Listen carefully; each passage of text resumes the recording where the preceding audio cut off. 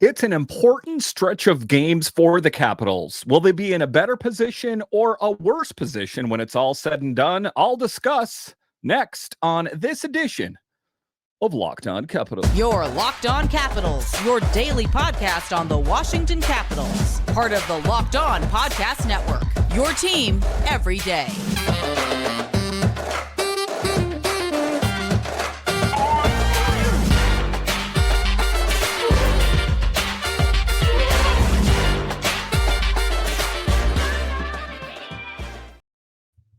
Well, hello and welcome into this edition of Locked On Capitals. I'm so glad you decided to join me today. As always, this podcast is free and available on all the major platforms, including the SiriusXM app and on YouTube. And I want to thank you for making this your first listen each and every day. My name is Dan Holme. You can find me on Twitter. It's at DanCaps218. You can find the show on Twitter. It's at Locked On Caps. And the best way that you can help grow the show is to subscribe to Locked On Capitals on YouTube and comment anything down below. I would love to talk Capitals hockey with you one-on-one, and we can do that on subtext. Just check the show description for more details. Today's episode is brought to you by Game Time. Download the Game Time app, create an account, and use code Locked On for $20 off your first purchase. So in this edition of Locked On Capitals, we talk about an important stretch of games for the Capitals that will ultimately determine if they're going to be buyers or they're going to be sellers. The stretch of games between now and the trade deadline on March 8th. We'll talk about that in the show. A little bit later, we will talk about how the Capitals have struggled as of late and what's not working. And then a little bit later, we will talk about the recap of the Minnesota Wild versus Capitals game. But just to get it going here in transparency, I will have the Avalanche game breakdown tomorrow. So look for that. All right, in this edition of Locked On Capitals, we're going to talk about this important stretch of games for the Capitals between now and the trade deadline, and what the Capitals will be. Are they going to be buyers? Are they going to be sellers? A lot of this will be determined by the Capitals players themselves.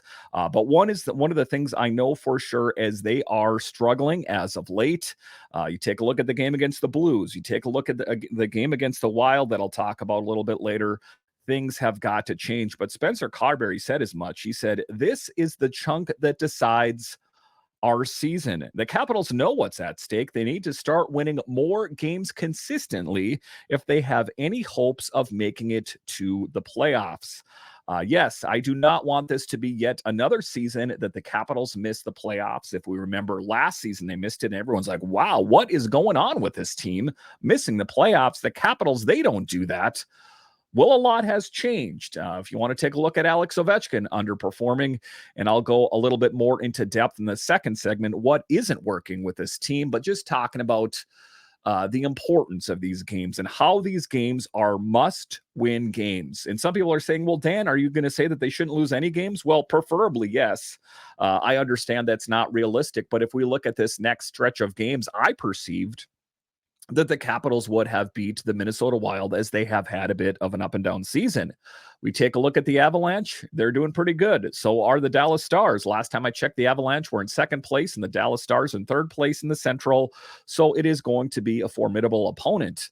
And if you want to take a look at the schedule as you go out from there, it doesn't get any easier. So the Capitals have definitely got to make hay while the sun shines. Like I talk about, it's not going to get any easier because they take on the Stars on the 27th. They take on the Canadiens. They take on the Panthers. But then another tough one, the Bruins and the Vancouver Canucks, followed by another Avalanche game there. So it is not going to be an easy stretch for the Capitals by any stretch of the nation. And you want to know something? I wouldn't have it any other way. I want this team to be put through its paces right now to determine if they're not even going to compete. It's good to know right now, and they can adjust and be sellers at the trade deadline and try to have your eyes on the future. But oftentimes I hear people say, well, the Capitals are playing this really poor team. It's going to be a slam dunk. And, to that, I always say, well, that's good, but I want the Capitals to beat the Boston Bruins. I want them to beat the Canucks. I want them to beat the Rangers because those are the elite teams around the NHL, and that is ultimately a good litmus test, a good measuring stick for your team. And the Capitals have done that. It's a bit of an interesting team if you take a look at it. They lose some games that they should have won, and they lose some games the other way around. You take a look at the Rangers on paper, you think the Capitals would lose every time they played them, but sometimes they find a way to win. And then you find them, playing the Minnesota Wild, who have had kind of an up and down season, losing that game. So an identity is something that this team is lacking to a certain extent. We're in a playoff mode right now, and this is our season, and how tight and all that stuff. If we're being realistic about playing into April and May, like this is going to be the chunk that decides our season, Spencer Carberry told reporters in Minnesota. He understands what's at stake here, but he can only do so much. He can't strap the skates on and win the games for them. They have to buy into his systems. And, Spencer Carberry, who is the head coach of the team, he acknowledges that this team is struggling with 5-on-5 hockey. They cannot score goals. The question is why, and that is a discussion I will have in upcoming podcasts here. Caps are now 22-17-6 and has 50 points through 45 games and sits 3 points out of a wild card spot. Things could spiral out of control quickly if the Capitals cannot get a hold of the steering wheel and, get this team back on the highway and get it off the shoulder of the road, because you've seen glimpses of greatness, but I would be willing to say that, the times that this team has struggled this season kind of almost outweighs, and it's not necessarily always the win and loss. It has to do with an injured player or something like that. They have tough games like the one tonight against the Avs, but also tough with Boston and Vancouver. This could ultimately determine the outcome of the season. And I don't mean to speak out of turn. I don't want to blow this out of proportion, but it will, because if the Capitals are perceived to be out of it by the trade deadline, then it is just kind of going through the motions until the end of the season. It is within their grasp to make the most of this opportunity, but you're not going to be able to do that if you play like you did against the Minnesota Wild. Sometimes, and I was at the game at XL Energy Center, and sometimes seeing it in person kind of magnifies the deficiencies of this team. Things weren't cohesive. You take a look at the d-pairings in particular. It's, Ethan Bear was that shiny toy that the Capitals got, and then they healthy scratched him in that game. And against the Avalanche, they had talked about scratching TVR. So they're trying to find consistency. They're trying to find cohesiveness with the d-pairings. They're constantly scrambling the forward lines, trying to get Alex Ovechkin going. And I think that is starting to take its toll and ultimately kind of coming into focus on what is wrong with this team. And, I don't want to put it squarely on Darcy Kemper's shoulders because it was the defense that was also lacking, but Darcy Kemper is having an off season, one of his worst seasons, statistically speaking. So we need more. And I ultimately don't know if the Capitals would have won with Lindgren. I think it would have been closer. But that's what they're hoping for, to kind of just really focus in on the task at hand. And if you have a rough game, don't dwell on it. Get ready one. As I say, they're taking on the Avalanche tonight. Hopefully they find a way to win, and I will have game breakdown on that tomorrow. But a tough stretch for the Capitals. And as you kind of take a look at the season thus far, you took a look at the Blues. I thought they were going to be able to take both of those games out. I thought they were going to be able to take down the Minnesota Wild. Things sometimes don't go, necessarily the way you think they're going to go. Maybe the Capitals will surprise us and they'll pick up, a big win against Dallas or Vancouver or the Bruins, something like that. Just a real great moral victory, a moral boost for this team. That is ultimately what they're going to need to have happen if they have any grander plans of playing after the regular season ends. All right, so coming up here after the break, we'll talk about, we know what's working and what's not working, but let's zero in on what is not working. I'll discuss next.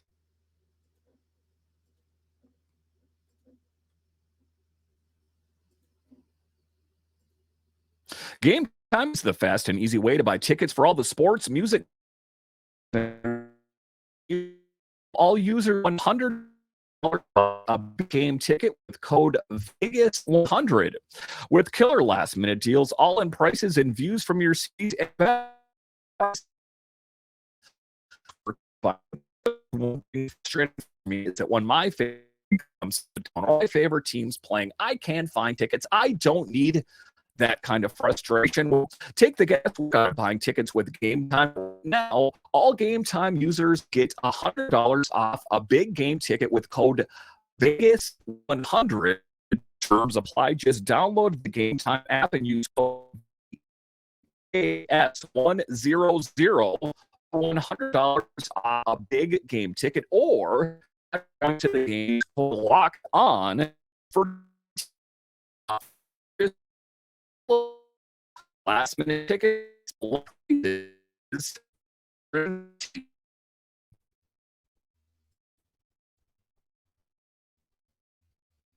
All right, welcome back into this edition of Locked. Was part of the Locked On Podcast Network, your team every day. So if we want to kind of narrow in and talk about what is not working for the Capitals is, the inability to score 5-on-5. That is something that Spencer Carberry spoke about. That is something that is glaring apparent when you watch the Capitals, as they are struggling to score 5-on-5. And why would that be? Well, the biggest reason for me, and I know people don't want to hear it, but it's Alex Ovechkin.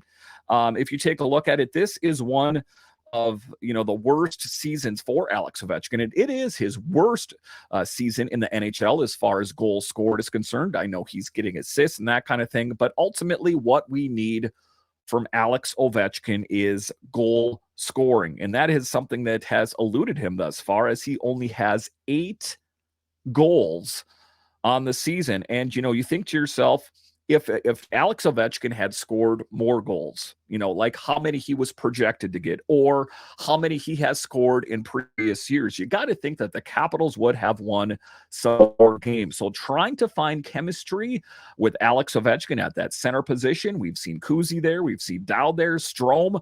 Do they need to make a big acquisition to help jumpstart Ovi's goal scoring? It definitely could be the case. Watching them play recently, you wouldn't know it. What's at stake? The games against the Blues and Wild indicate a much greater problem: the inability to score 5-on-5. There's also inconsistency on the blue line and between the pipes. That was evident with the new Capitals blue liner Ethan Bear getting scratched. The new shiny toy for the Washington Capitals, the part of the future, gets scratched against the Minnesota Wild. A bit of a surprising move. We've also seen that take place with Trevor Van Riemsdyk and Jensen. So I think to a certain extent, the d-pairings are having a hard time developing any kind of chemistry, any kind of consistency. One would say, well, the reason that they're changing it up so much is they're not making the big saves or the big stops that they need to make. And that is at least partially true. But at some point, this was one of the knocks about Peter Laviolette last year, is he was constantly shaking up the forward lines that, you never knew what to expect. And there was never any chemistry between the lines. It's a bit true this year as well. There are some of the steady eddies. You take a look at the third line, you take a look at the fourth line, they have consistently knocked it out of the park. As for in between the pipes, Charlie has played very well when the defense has helped him out. He can't do it alone. A quarterback cannot win a game by himself. It's interesting how the onus always goes squarely on the goalie's shoulders. Again, you have to have a great goalie, but he cannot make the great defensive plays in front of him. He has to worry about keeping the puck from going between the pipes. That's his biggest thing. The same thing can be said somewhat for Darcy Kemper, even though he has struggled with inconsistency. Statistically speaking, this is one of, if not the worst season for Darcy Kemper in the NHL. The Capitals got him. They signed him, the former Stanley Cup winner, to help, fix what was wrong with the Capitals with Ilya Samsonov and Vitek Vanacek, where Brian McClellan cut bait and said, I'm not going to give you guys a qualifying offer. I don't even want to look at either one of you. Get out of here. Okay, I'm being a little bit dramatic. So what did he do? He signed Darcy Kemper, which was a swing for the fences, and kind of an unknown goalie in Charlie Lindgren. And guess who's playing better this year? Charlie Lindgren, as for right now, the number one. So that's what the Capitals have to do. I know that they want to mix it up a little bit, and I know on back-to-backs they want to change it up, but I wouldn't read into that too much, as AHL goalies sometimes play back-to-back, sometimes 3 nights in a row, that at this point, at this juncture, I want to go with the hot hand in net. Alex Ovechkin is off to his worst start as far as goals are concerned, and it's not even the start. We're past the midway point of the season. So if you take a look, he's chipping in with assists, but ultimately what we really need from him is scoring goals. Number two, so when people are like he's getting assists, that's like saying, I went to a Mexican restaurant and got a really great hamburger. That's great, but maybe the Mexican food should be the best. Take this at Alex Ovechkin. I'm glad he's getting assists, but what he is known is doing what class? Scoring goals. Think about how many games the Capitals would have won if he lived up to his potential in the goal scoring department. Inconsistencies are a widespread problem throughout this team. It's hard to really pick one particular thing. One of the things that I talked about earlier on a different podcast was, at least in part, the onus of Alex Ovechkin's inability to score goals has to do with Spencer Carberry's systems, because under his tutelage, Alex Ovechkin has scored the least amount of goals, and that's being done under his watch. So it's either a combination of two things. Either it's Spencer Carberry's systems, or he is in fact dealing with a nagging injury that is preventing him from doing that. Evgeny Kuznetsov has struggled with inconsistencies this entire season. The solution, however, isn't quite as easy. If the perception is that they're out of it, then the hope that the losing continues so they can get a better draft pick. I don't think the Capitals should tank on purpose, but if it just so happens, then build on the future. You take a look at who they got, Cristal and Leonard. These are all building blocks. I think the Capitals aren't going to struggle in the long term. I just think that it might be a rough couple years unless Brian McClellan really pulls a rabbit out of his hat and surprises everyone. We talk a lot about the Alex Ovechkin era, but he has done a lot. He hasn't done a lot to help his case. Should the Capitals buy or sell at the deadline? Again, all of that will be determined on what happens between now and March 8th. It appears that they are trending in the selling category for the second year in a row. And who did the Capitals acquire last season? They moved out Hathaway. They moved out Orlov. In return, they got some draft picks and Craig Smith. They sent one of those draft picks up to Toronto. They got Rasmus Sandin. Gustavsson also went up there. And a building block for the future. Rasmus Sandin is going to be one of the key pieces on the blue line in the future, the present, but also the future. So maybe that's what the Capitals need to do. If the perception is that they're not going to do good, move out a player that is going to be on an expiring contract, or if you can get some kind of great return on them, let's see what the options are. I don't want the Capitals to wander out into the wilderness forever. Listen, we always talk about preserving the Alex Ovechkin era, right? How are we doing that? Is he constantly playing poorly? There were certain promises that were made to Alex Ovechkin that he would play on a winning team, but I think a lot of that has maybe get pushed to the back because we're scoring goals on the regular. He's not done this year, and he is not playing on a competitive team right now. And part of that inability of being competitive is his inability to score goals. So it is a two-way street, Alex Ovechkin. I want you to live up to your end of the bargain and start chipping on scoring goals. And then maybe Brian McClellan can keep up on his end of the bargain by keeping you playing on a competitive team. It is food for thought. But that's what we're putting for the Capitals right now. What isn't working? What isn't working? 5-on-5 scoring. What isn't working? Constantly changing the d-pairings in the forward lines. What isn't working is sometimes who's in net. We have to address all of those. It is a laundry list. It is a tall list. I get all of that, but it is something that is going to have to change if the Capitals, in fact, want to get back into the business of winning games. All right, so coming up here after the break, I will recap the Minnesota Wild game as I was actually at Xcel Energy Center. It was quite a game, all things considered. It was more about the atmosphere and just the ambiance of the whole game, as the Capitals ultimately did not get the result that they were looking for. I'll talk about that and much more coming up.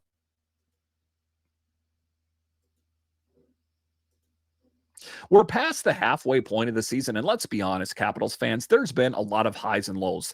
Regardless of where we are in the current standings, I want to remind you that you could win big by playing daily fantasy hockey on Sleeper, the official daily fantasy app of the Locked On NHL Network. Sleeper is our #1 choice for daily fantasy sports, and especially daily fantasy hockey, because with Sleeper, you can win 100 times your cash in daily fantasy hockey contests.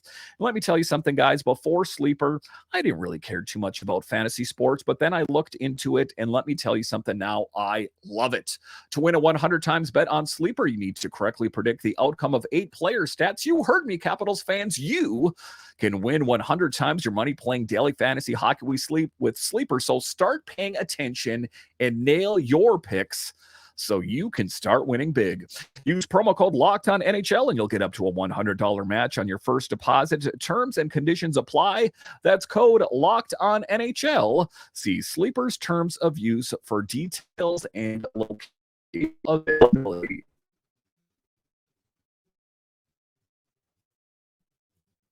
All right, welcome back into this edition of Locked On Capitals, part of the Locked On Podcast Network, your team every day. So one of the perks of doing the show is that I got a press pass to go to the Wild game in Minnesota.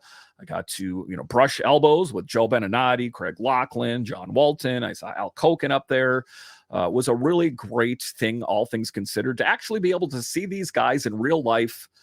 To kind of be able to put a voice, to be able to put a face in real life, it's kind of a cool thing. And not only that, but just the ability to cover the team in a press capacity. I was able to do it last year as well, covering it from up on high and sitting from up on high. You can kind of see it laid out in front of you, how the team is playing.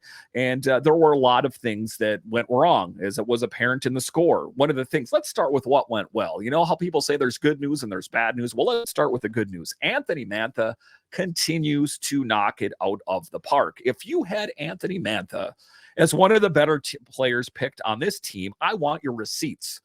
I don't believe it. I ultimately think that his best days were behind him, but he has continued to be a steady Eddie, to use a Craig Laughlin term, and a surprising thing, all things considered. So Anthony Mantha, 2 goals on the night. TJ Oshie, but things got worse, and it got worse right out of the gate as a Minnesota Wild scored first, and right away the Capitals were on their heels trying to claw their way back in, and it did appear that they were going to lose by even a larger margin, but there was some late game heroics in the third period with some goals scored, and they got close, but ultimately it was not enough to overcome the momentum that the Minnesota Wild had at home. It is the state of hockey at the end of the day. So what went wrong in Minnesota? The Wild took control from the moment the puck dropped and never really gave up control. They really didn't. And then there was penalties, and it was just a really cohesive Minnesota Wild team. And it is a Minnesota Wild team, that's been up and down. They were not, they're not a lock on making the playoffs this year, but they were pretty dialed in, I got to say, against the Capitals. Anthony Mantha continues to impress and be one of the biggest contributors on this team. Again, it's hard for those words to come out of my mouth, but seeing is believing, and it's becoming a little bit more natural as he continues to impress. It wasn't just a flash in the pan. It wasn't just luck. Anthony Mantha is a changed man, and we like that he is contributing, as a lot of the other players are not getting as much contribution. I don't think we're playing the hockey we should be right now, and we're kind of trying to create plays that aren't really there. Creating too many turnovers against us is costing us right now, Mantha says. We knew we had to step up in Minnesota, and unfortunately, we didn't really do it. He did. Mission accomplished. Anthony Mantha, you did a good job. A little bit of a clap and a tip of the hat to him. Also, TJ Oshie, honorable mention, also who's been a big contributor, scored a goal against the state of hockey, the Minnesota Wild. So taking a look at it, there was not a ton of bright spots, all things considered. There was a lot of cheering, of course, from the press corps and the people in the stands, as they were quite happy as the Capitals were handled quite handily. The Capitals minus Bear on the blue line struggled, and it's interesting. The shiny new toy, Ethan Bear, who's going to be the future of the blue line, was a healthy scratch. So the blue line continues to struggle with chemistry, as we've seen Jensen, we've seen TVR scratched. A lot of questions remain about the future and what kind of moves potentially might take place, either at the trade deadline or in the offseason. We kind of fell on our heels right away, Nick Jensen said. The Caps leadership core has hopes for the season, but maybe they're just hoping that that's going to happen and try to lead by example. Like one of those things where your parents are terrified and they never let the kids know because they didn't want the kids, to get all worried about it. I had a situation like that. I was staying in an Airbnb, and it was in Portland, and we were in the middle of the woods in a cabin, and I'm thinking to myself, this is kind of creepy. It looks like the making of a horror movie. And my stepson was sleeping out on the couch, and I didn't let him know that I was rather frightened.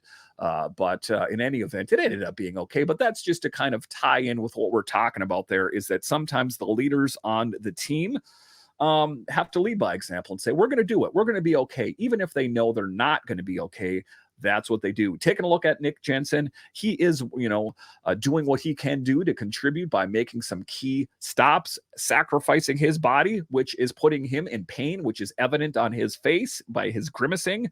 But he's doing what he can do to get a sweater night in and night out for the Washington Capitals. Our group, I genuinely believe, and our leadership, they're challenging games against really good hockey teams, Carberry said. I don't know if I necessarily agree with that. That's where we have to prove that we belong and we're capable of playing past the regular season.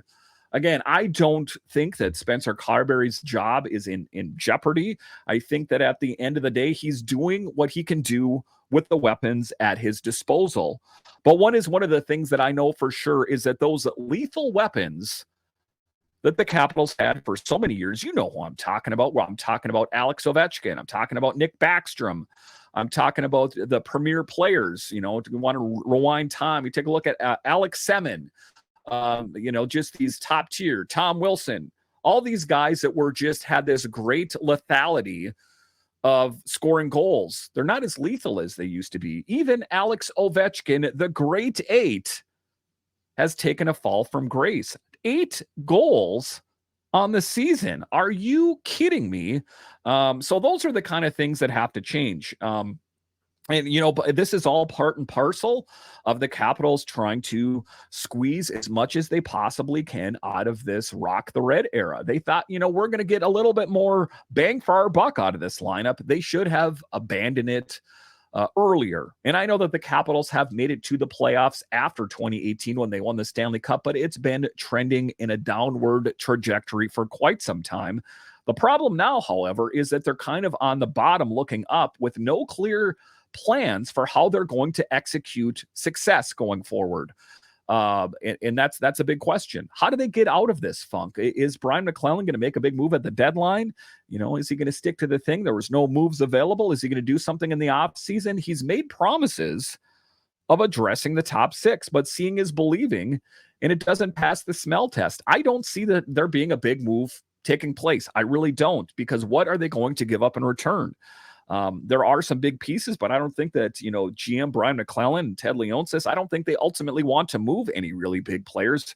But sometimes you have to make the tough decision and put the big boy pants on and make those moves. Oftentimes people will say, well, they're strapped and, it's not their fault. And why don't you do it? Well, if I could do it, I would be the GM of a team. It's not up for me to figure it out. The guys that do it the best, they take their teams out of the funk. You take a look at the Edmonton Oilers, who had great plans for being one of the best teams in the NHL, probably a real contender for the Stanley Cup. And guess what happened? Boom.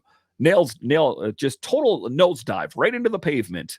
You take a look at Connor McDavid. He was just so dejected. He looks like he needed to be lifted up off the ground. But so what did they do? The GM of the team hired a different head coach. And guess what? They went on like a 14, 15 game winning streak. So GMs play a huge role in the success and the failure of a team. You take a look at what happened out with the Islanders as well. Guess what they have out there? Different head coach, Patrick Waugh. Lou Lamoriello, another guy that's not willing to shake things, not afraid of shaking things up. Brian McClellan needs to shake things up a little bit to get this team going. We're only getting so much out of Alex Ovechkin, which is a lot less. Nick Backstrom is, probably heading out into the sunset. And a lot of this aging core isn't contributing as like they once did. They're going to, pick up a big win here and there. And listen, I would absolutely love to be wrong about this assessment. Don't make no mistake about it. But my perception from watching the games in and night out is that they're probably 2-3 pieces away, big pieces away from being competitive. And I don't know if ultimately GM Brian McClellan is going to pull the trigger and make a big move and what that would entail, or even if the Capitals fan base could stomach if it meant losing one of the big pieces. Like, what would you think if you opened your phone and heard out that TJ Oshie got dealt, John Carlson got dealt, something like that? So, as much as we say that we want change, how much change are you willing to stomach, Capitals fans? That is the question. But if you want to stop worrying about where the Capitals are at right now currently, then you're going to have to kind of hold your nose and just go along with it if it's for the greater good. Listen, I want to thank you for joining me on this edition of Locked On Capitals, your only daily year-round podcast covering the Washington Capitals. And I want to thank all of you that listen on the audio side or watch this on YouTube. You are ultimately what makes this show successful. When you're done here, head on over to Locked On's 24/7 streaming channel. Go to Locked On Sports Today on YouTube and subscribe to the first ever national sports 24/7 streaming channel. Do it today. Listen, I want to thank you once again for joining me on this edition of Locked On Capitals, part of the Locked On Podcast Network, your team every day. My name is Dan Holme, and I'll